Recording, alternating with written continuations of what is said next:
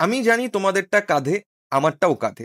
আগামীকাল রাতের বেলা বাংলাদেশ ভার্সেস ইন্ডিয়ার গেমের যত আলোচনা, এই সব কিছু যদি আমরা পরে করি, একটা জিনিস আমরা সবাই মনে প্রাণে বিশ্বাস করি যে ভাই, বাংলাদেশ যদি আগামীকাল রাতে নিজের কেপাবিলিটি ওয়াইজ, নিজের স্কোয়াডের যে এত লাক্সারি আছে এবং সব কিছু ইউটিলাইজেশনটা দেখায়, যদি ম্যাচটা প্রপার ওয়েতে খেলতে পারে, তাহলে বাংলাদেশ কালকে ম্যাচটা জিতে ইন্ডিয়ার এগেনস্টে বের হইতেছে।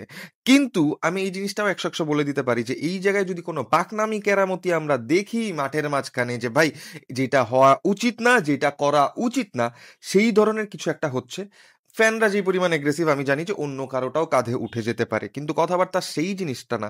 কথাবার্তা হচ্ছে যে ভাই, শেষ কবে শেষ কবে তুমি দেখছিলা যে বাংলাদেশের ফুটবলের এমন একটা গেম যেইখানে কোয়ালিফিকেশন রাউন্ড থেকে বাংলাদেশ অলরেডি বাদ চলে গেছে, এই গেমে ইন্ডিয়াও আগে বাদ চলে গেছে।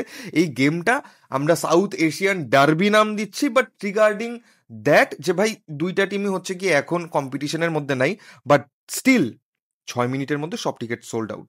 আর যে পরিমাণ সারা শব্দ, যে পরিমাণ হাউকাউ হচ্ছে, that is crazy and that is lovable. আমার খুব ভালো লাগতেছে, আমার মন চাইতেছে আমি নাচি, কারণ বাংলাদেশের ফুটবল নিয়ে মানুষ এত কথা বলতেছে, আমার সেই লাগতেছে। কিন্তু এই সব আলোচনা যদি আমরা সাইডে রাখি, let's talk about Bangladesh football, যে ভাই কালকে বাংলাদেশ আসলে কি করলে জিততে পারবে, কি করা উচিত হবে, এবং তোমার কি মনে হয় যে কি করা উচিত, ঠিক আছে? সেই জিনিসটা নিয়ে আমরা এখন আলাপ আলোচনা করি। See, first of all, Bangladesh versus India already আমরা লাস্ট যে গেমটা দেখছি, ঠিক আছে, শুধুমাত্র লাস্ট যেই গেমটা না, লাস্ট 5টা যেই গেম দেখছি, এর মধ্যে 4টাই ড্র হয়েছে। সো সেই হাড্ডাহাড্ডি কম্পিটিশনটা, এটা ক্রিকেটের মতো সিন না, ফুটবলে যে হাড্ডাহাড্ডি কম্পিটিশনটা সেটা এখনো আছে। আর ইন্ডিয়ার ফুটবলও এত লাক্সারির পরে, এত জাঁকজমক করে যখন আইএসএল শুরু করছিল, সব কিছুর পরে এখন যখন এসে হচ্ছে গিয়ে ডিক্লাইনিং ডেইজ দেখে ফেলছে, তারপরে যখন তারা কামব্যাক দেওয়ার চেষ্টা করতেছে, একটা খালিদ জামিলকে নিয়ে আসছে যে কিনা কিছু কিছু ভালো ট্যাকটিক্যাল চেঞ্জেস করছে, কিছু কিছু ভালো ইনক্লুশন করছে, তখন এই কোশ্চেনটা, এই যে পুরা ম্যাচের অ্যারাউন্ডের কথাবার্তা অনেক বেশি বেড়ে যায়। এর উপরে ইন্ডিয়া লাস্ট ম্যাচের মধ্যে হচ্ছে গিয়ে ভুটানকে, যেটা প্র্যাকটিস ম্যাচ ছিল, সেটাতে 6-1 গোলে হারাইছে। তো ওভারঅল কথাবার্তা বলতে গেলে ভাই, গেমটা একদমই সহজ হবে না। গেমটা সহজ করার জন্য আমাদের প্রথমে যে জিনিসটা করতে হবে সেটা হচ্ছে নিজেদের সাহায্য। আমরা যদি নিজেদের সাহায্য নিজেরা করতে পারি এবং আমরা যদি সুবুদ্ধিতে এই গেমের মধ্যে নামতে পারি, তাহলে আমার কাছে মনে হয় যে এই গেমটা আমাদের জন্য বের হওয়া পসিবল। ঠিক আছে, আমরা যদি স্কোয়াড নিয়ে একটু আলাপ আলোচনা করতে চাই, first of all Sheikh Morsalin এই গেমের মধ্যে অ্যাভেলেবেল যদি থাকে, that is a huge plus point. কারণ সে হচ্ছে গিয়ে মাঝখানে ইনজুরির একটা প্রবলেম ছিল, as far as I know. সেটা যদি না থেকে থাকে তাহলে তো আরো ভালো। কিন্তু আমরা যদি স্কোয়াডের আলোচনাটা করতে যাই, ঠিক আছে ভাই, ফার্স্ট অফ অল এই গেমের মধ্যে আমাদের সেন্টার ব্যাকদের রোলটা এত বেশি ইম্পর্টেন্ট, সেটা আমরা চিন্তা করে মানে কুলায় উঠতে পারবো না। কেন বলতেছি জানো? কারণ ইন্ডিয়া তাদের টিমের মধ্যে এমন একটা প্লেয়ারকে ইনক্লুড করাইছে যে কিনা প্রিমিয়ার লিগে খেলছে, যেও কিনা প্রিমিয়ার লিগে ফুলহামে খেলছে। তো সেই হিসাবে India has that weapon right now. যদিও হচ্ছে গিয়ে রিয়ান উইলিয়ামস এখন পর্যন্ত এনওসি পাইছে কিনা কনফার্ম না। যদি কনফার্ম হয়ে যায় তাহলে আমরা অফকোর্স তাকে স্টার্টিং 11-এ দেখতে যাইতেছি, যদি না হয় তাহলে তো এই গেমের মধ্যে সে নামতেছে না, ঠিক আছে। কিন্তু সেইটা দেখার বিষয় না, আমরা তাকে নিয়ে যখন চিন্তা করতেছি, তার মানে বাংলাদেশকে কম্পিটিশন তারা প্রপার ওয়েতেই দিবে। তো সেই হিসাবে এই গেমের মধ্যে তপু বর্মন এবং তারিক কাজী, এই দুইজনের রোল যে কি পরিমাণ ক্রুশাল, এটা আমরা বলে বুঝাইতে পারবো না। বিকজ তারা যতক্ষণ সলিড আছে, টিমটা ততক্ষণ সলিড আছে। তারা যতক্ষণ হচ্ছে ভালো পারফর্ম করতেছে, তারা যতক্ষণ ফাম্বল না করতেছে, এই টিমটা ততক্ষণ একটা অ্যাটাকিং ফ্লো ধরার চেষ্টা করতে পারে। এছাড়া আমি দেখি যে যদি কোনো ধরনের ফাম্বল হয়, we can get punished. India goal দিয়েও দিতে পারে, বলা যায় না, ঠিক আছে। আমরা যদি এখন ফুলব্যাক পজিশনে যাই, ভাই ফার্স্ট অফ অল লেফট সাইডের জায়ান স্টার্ট করতেছে, দ্যাট ইজ আ নো ডাউটার। ঠিক আছে, একটা প্লেয়ার যাকে ঘিরে কিনা হাভিয়ার ক্যাবরেরা ট্যাকটিক্স চায় যে ভাই আমি আমার 3 ম্যান ব্যাকে শিফট করে আমি আমার লেফট ব্যাককে উপরে পুশ করবো, কারণ আমার যে লেফট ব্যাকটা আছে তার লাক্সারি আছে, তার খেলার মধ্যে আমি যে লাক্সারিটা দেখি সেটা যদি আমি ইউটিলাইজ করতে পারি, তাইলে ভাই আমার অনেক কিছু প্রবলেম সলভ হয়ে যায়। আমার একটা ক্রিয়েটিভ অপশন বাড়ে। জায়ান ইজ সামওয়ান যে কিনা 1v1-এ টেক অন করতে পারে, জায়ান ইজ সামওয়ান যে কিনা লং রানে হচ্ছে গিয়ে যেতে পারে, জায়ান ইজ সামওয়ান যে কিনা ডিফেন্সিভলিও মোটামুটি সলিড এবং তার ক্রসিংও আছে এবং ভালো ক্রসিং আছে। তো সেই দিক থেকে চিন্তা করতে গেলে, ইফ ইন এনি কেস আমরা যদি এই গেমের মধ্যে হচ্ছে গিয়ে চিন্তা করি জায়ানকে খেলাচ্ছি এবং অ্যাটাকিং ফুলব্যাক হিসেবেই খেলাচ্ছি, তাহলে প্লিজ হাত জোর করে আমি বলতেছি, প্লিজ প্লিজ হাত জোর করে বলতেছি, যে এই গেমের মধ্যে সাদউদ্দিনকে স্টার্ট না করানোর কথা। ভাই এই গেমের মধ্যে যদি আমার পার্টিকুলারলি 3টা সেন্টার ব্যাক, আমার রাইট ব্যাক পজিশনে আরেকটা সেন্টার ব্যাক নিয়েও খেলান লাগে, তাও আমি রাজি আছি, ঠিক আছে, যদি আমি এই ট্যাকটিক্যাল ফরমেশনে যেতে চাই। কিন্তু আদার দেন দ্যাট যে আচ্ছা ঠিক আছে আমি আমার ইউজুয়াল ফুলব্যাক প্যাটার্নে খেলবো, তাহলে কি সাদউদ্দিন পারফেক্ট ফিট কিনা? তাহলে সাদউদ্দিন যদি না খেলে আমরা কাকে নামাবো? এটাও একটা বড় প্রশ্ন। কারণ যত আশয় বিষয়ই হোক না কেন, যত ধরনের আলাপ আলোচনাই হোক না কেন, তুমি ম্যাচের মধ্যে যতগুলা সাবস্টিটিউট করতে পারবা, আমি প্রিটি শিওর যে আমরা অ্যাটাকে সাবস্টিটিউশন দেখতেছি, মিডফিল্ডে সাবস্টিটিউশন দেখতেছি, কিছু কিছু প্লেয়ার থেকে যাইতে হবে। অ্যান্ড ফুলব্যাক পজিশনে এরকম প্লেয়ার দরকার যে কিনা 90 মিনিটে আমার খেলতে পারবে। তো সাদউদ্দিন অন্য সব দিক দিয়ে যদি তার ফ্লও থাকে, তার ওই ফিজিক্যাল কন্ডিশনটা আছে যেটার কারণে হচ্ছে গিয়ে কোচ তাকে প্রিফার করে ফেলতে পারে। ঠিক আছে, আমার প্রিফারেন্স অফকোর্স না, আমি জানি তোমাদের প্রিফারেন্সও অফকোর্স না, কিন্তু কোচ তাকে প্রিফার করতে পারে just because of this reason যে ভাই ইন্ডিয়ার এগেইনস্টে ইন্ডিয়ার যে উইং লাইন আপটা আছে, ইন্ডিয়ার wing line up first of all ইন্ডিয়ার ওভারঅল যে স্কোয়াড সেটা খুবই ইয়াং, 25 বছরের আশেপাশে অ্যাভারেজ এজ, সেই হিসাবে আমরা চিন্তা করতে পারি ইন্ডিয়ার যে ওভারঅল স্কোয়াড খুব ইয়াং। সেইখানে আমরা উইংয়ে দেখতে পারি ফার্নান্দেজ না কি জানি একটা আছে, ঠিক আছে, সে নাকি ভালো উইঙ্গার। আমি সানানকে দেখতে পারি, সানান একটা পেসি উইঙ্গার, ওর হাইলাইটস আমি দেখছি, আমি ইন্ডিয়ার খেলা অত বেশি ফলো করি না, কিন্তু সানান can be a very good threat. ঠিক আছে, রিয়ান উইলিয়ামস যদি স্টার্ট করে মেবি ওকে স্ট্রাইকার খেলাবে, but he is more of a winger. তো সেই হিসাবে চিন্তা করতে পারি এখানেও একটা অ্যাটাকিং থ্রেট চলে আসতেছে। তো এই লেফট সাইডটা মানে আমাদের রাইট ব্যাক পজিশনের যে পজিশনটা, সেইটাকে আমরা কিভাবে হোল্ড অন করব, এইটাও একটা বড় দেখার বিষয়। যে ভাই রাইট ব্যাক পজিশনে যদি সাত আসলেই খেলে ফেলে, আসলেই তাকে যদি স্টার্ট করায় দেয়, তাহলে আমি ব্যালেন্স করব জিনিসটা কিভাবে দিয়ে? জিনিসটাতে তাহলে তো ওকে সাপোর্ট দেওয়া লাগবে, কারণ আলটিমেটলি যখন মাঠের মধ্যে নামছি, সাদ ইজ নট মাই অপোনেন্ট। এই জিনিসটা তোমরা বুঝো এবং এই জিনিসটাতে আমল করো যে ভাই মাঠের মধ্যে যদি সাদ নেমে যায় এবং মাঠের মধ্যে যদি সাদ আমাদের জার্সি পরে আমাদের ব্যাচ পরে খেলতে নামে, সাদ ইজ দ্য টিমমেট যে কিনা আমাদের জন্য হচ্ছে গিয়ে ফাইট দিচ্ছে। সেই হিসাবে ওকে হেল্প করার জন্য কোচের চিন্তা করতে হবে যে ভাই আমি এখন কি করতে পারি। এখন যদি আমরা মিডফিল্ড সেট আপটা নিয়ে একটু কথাবার্তা বলতে চাই, ফার্স্ট অফ অল এইখানে ইন্ডিয়ার মিডফিল্ড সেট আপটাও ভালো বলবো আমি। ঠিক আছে, ইন্ডিয়াতে নিখিল একটা প্লেয়ার আছে who is a very good number 6, তারপর সুরেশ নামে একটা প্লেয়ার আছে যেও কিনা হচ্ছে গিয়ে নাম্বার 6 পজিশনে ভালো খেলতে পারে।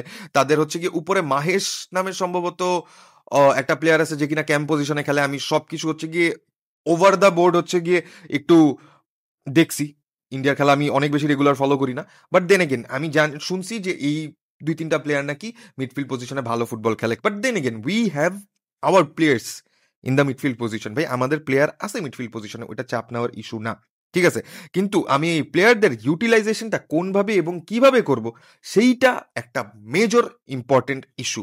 কেন বলতেছে আমি এই জিনিসটা? এই গেমের মধ্যে যদি আমি পার্টিকুলারলি দেখি যে জামাল ভাই স্টার্ট করতেছে, দেন আমার এই জিনিসটাও চিন্তা করে রাখতে হবে যে ভাই জামাল ভাই যতক্ষণ এই গেমটা খেলতেছে, আমি যদি চিন্তা করি 50 মিনিট বা 60 মিনিট, সে যাতে ওই পুরাটা দম দিয়ে এই 60টা মিনিট ফুটবল খেলতে পারে এবং তার পরিবর্তে একটা প্রপার সাবস্টিটিউশন কে হইতে পারে সেইটাও আমাদের চিন্তা করে রাখতে হবে। কারণ আলটিমেটলি আমি দেখি যখন আমরা সাবস্টিটিউশন করতে যাই, ঠিক আছে, একদম র্যান্ডম সাবস্টিটিউশন হয়।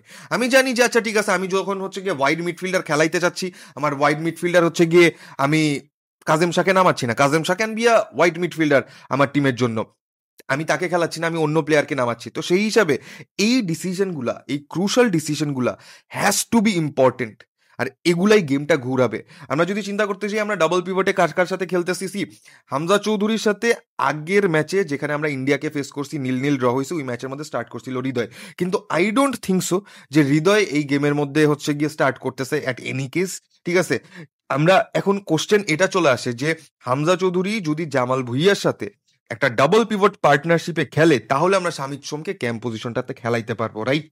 ঠিক আছে, কিন্তু এই জায়গায় যদি জামাল ভুঁইয়া না খেলে, তাহলে শামিদ সোমকে নিচে নিচে আসতে হইতে পারে এবং আমরা যদি শেখ মোরসালিন অ্যাভেলেবল থাকে তাকে খেলতে দেখতে পারি। এবং এই জায়গায় আমার কাছে মনে হয় যে আমাদের জন্য একটা ভালো অপশন আছে, সেটা হচ্ছে কুবা মিচেল, যাকে কিনা এখনো আমরা ওইভাবে পরীক্ষা করে দেখি নাই। নেপালের গেমে he came from the substitutes, সে বেঞ্চ থেকে আসছে এবং খুব বেশি টাইম পাইছে এমন না, খুব বেশি ইনভলভমেন্ট ছিল এমন না, বাট ওর ফিজিক্যালিটি দেখছি, একটা স্লাইডিং ট্যাকেল মারছে, জিনিসপত্র বোঝা যায়, যার কিনা পায়ে খেলা আছে সেই জিনিসপত্রটা বোঝা যায়। কিন্তু কুবা মিচেলের এখানে ইউটিলাইজেশনটা কি হইতে পারে, কারণ ফিজিক্যালি স্ট্রং। আমি টুকটাক প্র্যাকটিসের কথা বলি, প্র্যাকটিসের ফুটেজ টুটেজ যা দেখে বুঝছি যে ওর পায়ে খুব ভালো শট আছে। তো এই জিনিসটার ইউটিলাইজেশন আমরা কিভাবে করব, এটাও একটা বড় চিন্তার বিষয়। এখন আমাদের এই জায়গায় একটা জিনিস কনসার্ন হওয়ার মতো, সেটা হচ্ছে যে ভাই আমি মিডফিল্ড পজিশনে আমি আর কিছু দেখি না দেখি, আমি হামজা চৌধুরী, শামিদ সোম, জামাল ভুঁইয়া যদি স্টার্ট করে, I am fine with that. সেই জায়গায় যদি আমি কাজেম শাকে হচ্ছে গিয়ে ফোরম্যান মিডফিল্ডে স্টার্ট করাই, I am fine with that. কিন্তু আমি কোনোভাবে এই জায়গায় সোহেল রানা জুনিয়রকে বা সোহেল রানাকে দেখতে চাই না। ঠিক আছে, আই গেট ইট, অনেক এক্সপিরিয়েন্স আছে, ইন্ডিয়ার সাথে খেলার অনেক বেশি এক্সপিরিয়েন্স আছে। বাট দেন এগেন এইরকম গেমের মধ্যে, যেই গেমের মধ্যে মিডফিল্ড ব্যাটেলটা ইন্টেন্স হইতে যাইতেছে, কারণ ওরা যদি দুইটা নাম্বার 6 নিয়ে খেলে, একটা ক্রিয়েটিভ হচ্ছে গিয়ে মিডফিল্ডার নিয়ে খেলে যে কিনা উইঙ্গারদেরকে বল দিতে পারবে। এখন ইন্ডিয়ার উইঙ্গাররা পেসি আছে, আর রায়ান উইলিয়ামস যদি হচ্ছে গিয়ে পেয়ে যায় এনওসি, সেই হিসাবে ও যদি খেলে, ওদের ওই ফিজিক্যাল অ্যাডভান্টেজ এবং একটা এক্স ফ্যাক্টর কাজ করবে। তো সেই হিসাবে ওদের ওই ক্রিয়েটিভিটিটা কাজে দিবে। তো এই জায়গায় আমি চাই না আমার মিডফিল্ডে কোনো ফাম্বল হোক। Hamza Chowdhury can not take care of everything ভাই, এটা ওকে করতে দেওয়া উচিত না। আমি জানি হামজা আছে ভাই, ঠিক আছে, ডিএম পজিশনে যদি হামজা খেলতে নামে, আমি প্রিটি মাচ শিওর যে আচ্ছা ঠিক আছে হামজা এই জিনিসটা দেখে নিবে। ঠিক আছে, আমি রিল্যাক্স, হামজা এই জিনিসটা দেখে নিবে। কিন্তু এই রিল্যাক্সটা তো হওয়া উচিত না এবং হইতে দেওয়া যাবে না। তো সেই হিসাবে আমি চাই না যে এই ধরনের কোনো মিডফিল্ডার আসুক যারা কিনা ফাম্বল করছে এবং করতে পারে। ঠিক আছে, এখন যদি এই আলাপ আলোচনা বাদ দিয়ে আমি আমার ফ্রন্ট লাইনে কাকে কাকে দেখতে চাবো বা কি আসে বিষয়, আমরা যদি আগের ম্যাচের ফরমেশন যেটা কিনা 4-2-2-2, ঠিক আছে, এইরকম প্যাটার্নে গেছে, এই ধরনের ফরমেশন দেখি, আমার কাছে মনে হয় যে মানে আপ ফ্রন্ট কোচ হাভিয়ার ক্যাব্রেরা রাকিবের সাথে ফয়সাল ফাহিমকেই খেলাবে। কিন্তু আমার কাছে এই জায়গায় একটা আলাপ আছে, আলাপটা হচ্ছে গিয়ে মানে ফয়সাল ফাহিম ইজ সামওয়ান যে কিনা ম্যাচ স্টার্টার হিসেবে ধরো যে এক্সপোজড হয়ে যায়। এক্সপোজড কেমনে, আমি জানি যে তার পায়ে যখন বল আসে, সে যখন হচ্ছে গিয়ে 2-4টা রান বের করার চেষ্টা করে, he is fast, he is a little bit tricky. তো সে ডোমেস্টিক ফুটবলে ওই জিনিসটা করে দেখাইছে, করছে, ঠিক আছে, কিন্তু সেটার জন্য সে কম টাইমের মধ্যে করছে। যখন আমরা ইন্টারন্যাশনাল ম্যাচের মধ্যে তার সামনে ভালো ভালো প্লেয়ার রাখতেছি, সে এক্সপোজড হয়ে যাচ্ছে, যেটা কিনা সে থ্রু আউট দ্য টাইম হয়ে আসছে। তো ওই হিসাবে চিন্তা করতে গেলে এখানে যদি আমরা কোনো প্রবাবল ডিফারেন্ট অপশন, মেবি আলামিনকে আমরা খেলায় দেখতে পারি, মেবি হচ্ছে গিয়ে আমরা আমরা ফোরম্যান মিডফিল্ড গিয়ে এখানে একটা এক্সট্রা প্লেয়ারকে উপরে খেলাইতে পারি। অনেক কিছু করা যায়, ঠিক আছে, অনেক ধরনের আলাপ আলোচনা এই জায়গায় চলে আসতে পারে। বাট দেন এগেন এই জিনিসটা হচ্ছে গিয়ে আমাদের মাথায় এবং আমলে নেওয়া উচিত যে ভাই একটা গেমের মধ্যে, যে গেমটা ফিজিক্যালি ইন্টেন্স হবে, যে গেমের মধ্যে মিডফিল্ড ব্যাটেল হচ্ছে গিয়ে থাকতেছে, এর উপরে খালিদ জামিল এমন একটা কোচ যে কিনা আমি তোমাকে শুরুতে যেটা বলছি যে কিছু কিছু ইম্পর্টেন্ট ট্যাকটিক্যাল সুইচেস করছে যেটা কিনা ইন্ডিয়ার জন্য বেটার। এটা কেমন হইতে পারে, আগের গেমগুলোতে ইন্ডিয়াতে যে জিনিসটা দেখা গেছে যে ইন্ডিয়ার ডিফেন্স লাইন এবং মিডফিল্ড লাইনের মাঝখানে একটা ভালো গ্যাপ থাকতো, যেইখানে প্লেয়াররা খেলতে চাইতো, ঠিক আছে, যেইখানে প্লেয়াররা ওই স্পেসটাকে ইউটিলাইজ করতে চাইতো। কিন্তু খালেদ জামিল আসার পরে এই গ্যাপটা কমায় ফেলছে। এখন আমরা দেখি যে তারা আরো কম্প্যাক্ট ফুটবল খেলে, কম্পোজার নিয়ে ফুটবল খেলে। এই জায়গায় এমন একটা প্লেয়ার যে কিনা স্ট্রাইকিং পজিশনে হুটহাট রান বের করতে পারবে, একটা ভালো প্রেসিং পার্টনার হইতে পারবে রাকিবের, এই ধরনের প্লেয়ার দরকার। এখন আমি জানি না যে ভাই লাইন আপ কি হইতে যেতেছে, আর আমি প্রিটি মাচ শিওর যে ভাই কালকের লাইন আপটা দেখে একটা বা দুইটা নাম দেখে আমার মোটেই পছন্দ হবে না। আমি চাই কাজেম শাহ যদি খেলানো পসিবল হয় খেলুক, বা আমি চাই যদি আমি হচ্ছে হামজা চৌধুরী হচ্ছে গিয়ে যদি ডিএম পজিশনে খেলে, আমি চাই শামিদ সোমকে অ্যাডভান্সে খেলাইতে এবং ওইখানে সাপোর্টিং রোলে একজন রেসপেক্টফুল অ্যান্ড রেসপন্সিবল মানুষ রাখতে।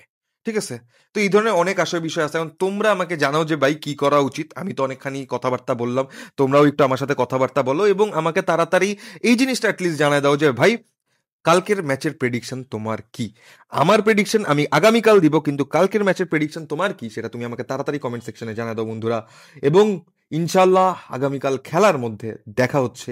So until the next time guys, tata.